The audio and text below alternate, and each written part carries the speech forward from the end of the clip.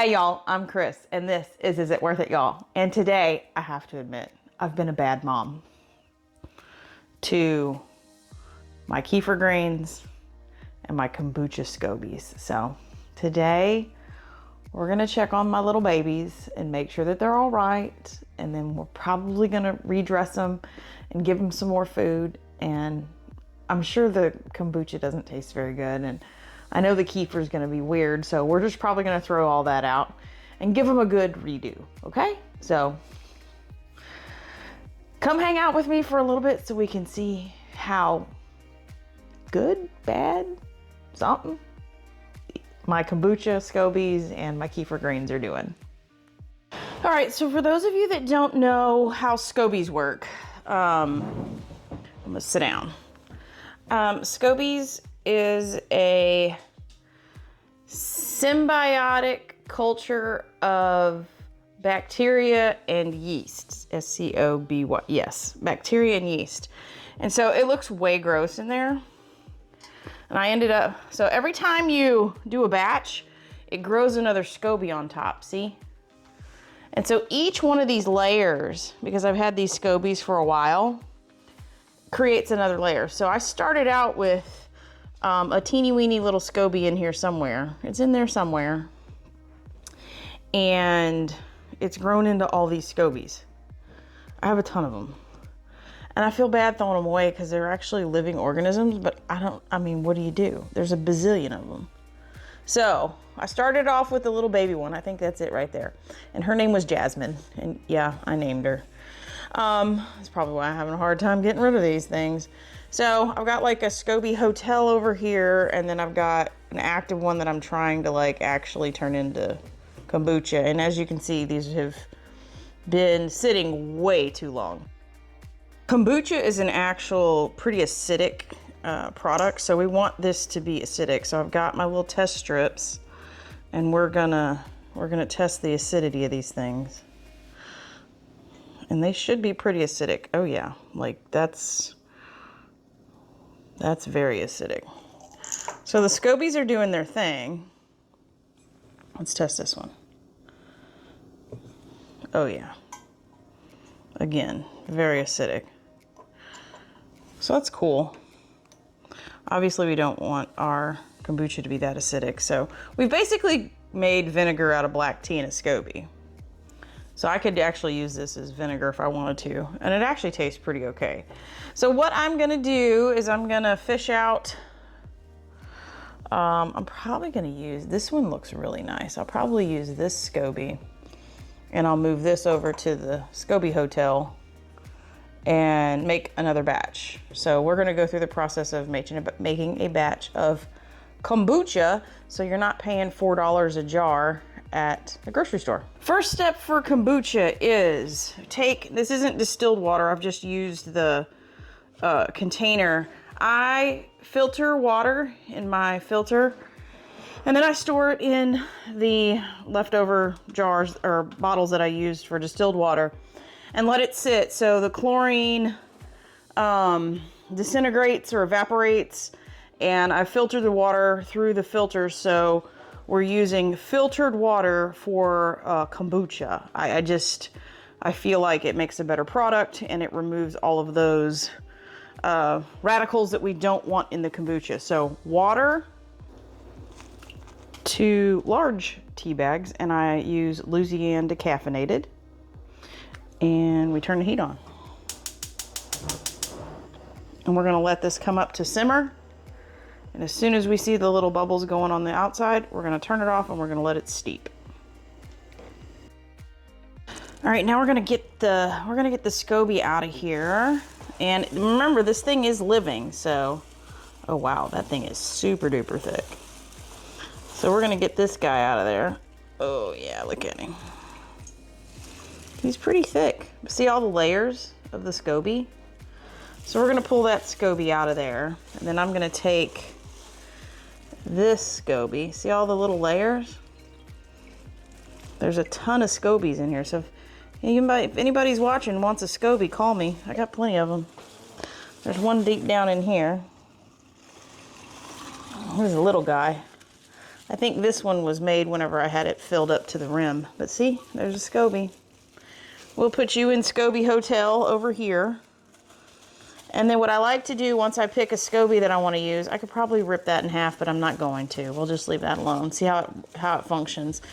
Notice I am wearing a glove because it is a living organism and I don't want to introduce things that are on my hands into the batch. Plus it's nice. And then I pour a little bit of the liquid over the SCOBY just to hang on to it because this liquid is going to jump start our next batch and I need this jar for the next batch. Now, the food that the SCOBY eats is actually sugar. So I'm going to add sugar to this other liquid that we'll probably discard. But what I want to do is kind of give these guys some food. So I'm going to stir this up. I don't really want to stir this vigorously with all those SCOBYs sitting in there. So I'm going to stir this up. And then we're gonna feed these guys. Plus, I think if I put it all the way up to the top, the SCOBY that grows next will only be that big. All right, so let me give this a little zhuzh maybe. Oh yeah, see, it's a SCOBY hotel. Somebody who needs a SCOBY, I got some. They need to go to a good home. All right. Next step, I'll show you how we put all this together. I'm gonna wash this out, discard that on all the good things, and then we'll get ready when the tea's finished. Okay, y'all, I'm gonna be brave. I poured some of that liquid out before I discarded it. I'm gonna try it. This is the one where I added the extra sugar. I'm not trying that stuff straight.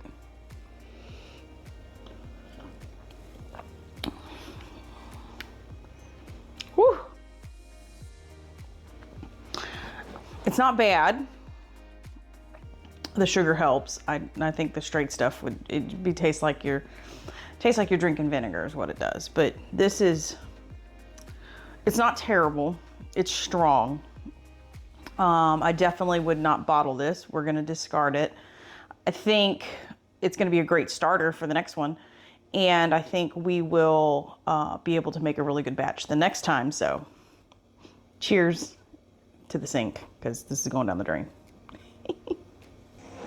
See how we have like bubbles, but it's not boiling? We're getting really, really close. I don't like to boil my tea. I like to heat it up and steep it. And this is what, a couple more minutes, and then I'll go ahead and, because there's no active bubbles around the side, it's just kind of foaming up. So a couple more minutes. I'm gonna turn the heat off and let it steep. I'm gonna probably let it steep for about 30 minutes. Our 30-minute brew time is up. And so next we have to put our items together for the kombucha. This is a 1/2 cup measure. And I know this is gonna seem like a ton of sugar. That's a 1.5 cups.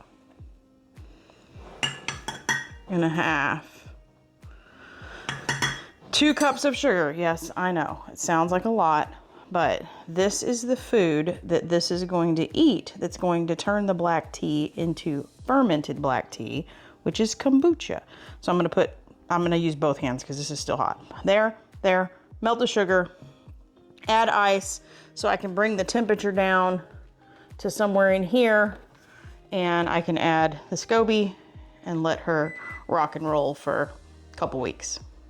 We have added just enough ice in there. See how it's coming from 79 to 75 degrees? It was way up here, like wasn't even reading. So we've got enough ice in there now to bring that temperature down to 75 to 79 degrees. I always do hot first, dissolve the sugar, and then cool it down because we don't want to kill the SCOBY. If this thing goes in this whenever it's real hot, SCOBY's toast. So next job is get that slimy thing in here, and then we're going to top it off with some of the liquid from the last batch.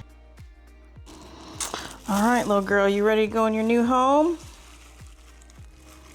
I'm gonna go let it drip off a little bit. And this is how you make kombucha. It's literally that simple. Throw the SCOBY in. Let me take my glove off. Add some of the starter. We'll go there. That's plenty. That was probably too much. Now what are we going to do with that starter? It's going in the trash because it is very, very acidic. We're going to give her just a light stir. All right. She is back in business. We're going to grow us another batch of kombucha.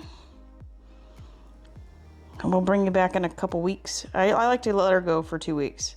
We'll bring you back in a couple weeks whenever she's done turning this black tea into plain original kombucha. I forgot to show you where they live.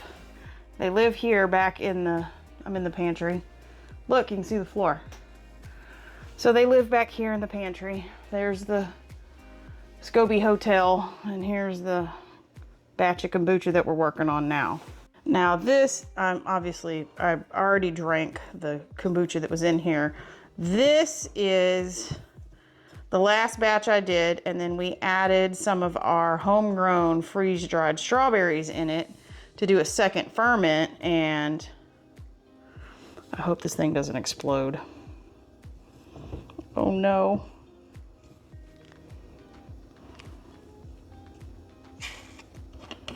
There was a little bit of fizz there. That's good.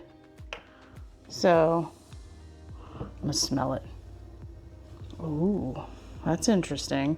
This might be vinegary because it's been sitting for so long, but I'm gonna taste test this one for you as well. So on the second ferment on kombucha, this should be like fermented or effervescent, so it should have bubbles, and it does not. So I'm assuming this jar right here was not tight enough to hold in the bubbles. So let's see. Oh, bad, bad, bad. Nope. Sat way too long.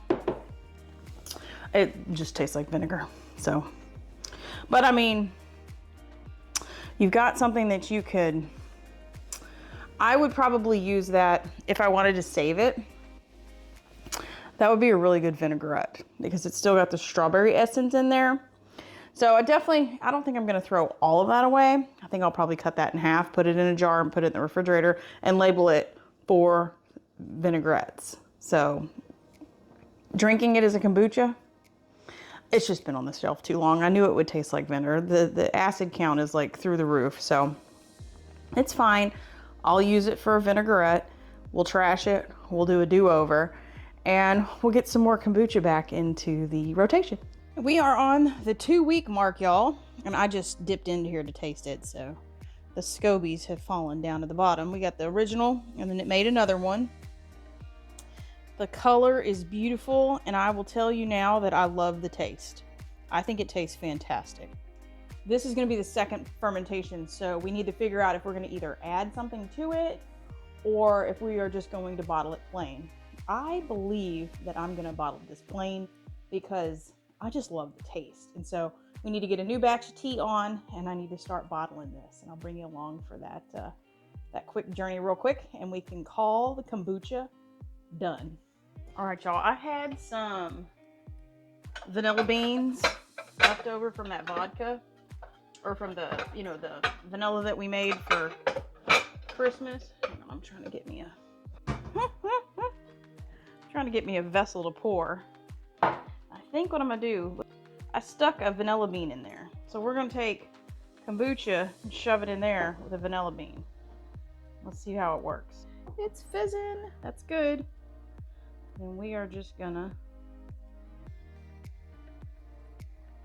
fill this up.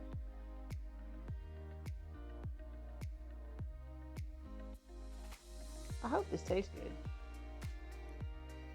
Now this kombucha is done as far as I'm concerned. Like, I could drink it straight like this because it tastes really, really good.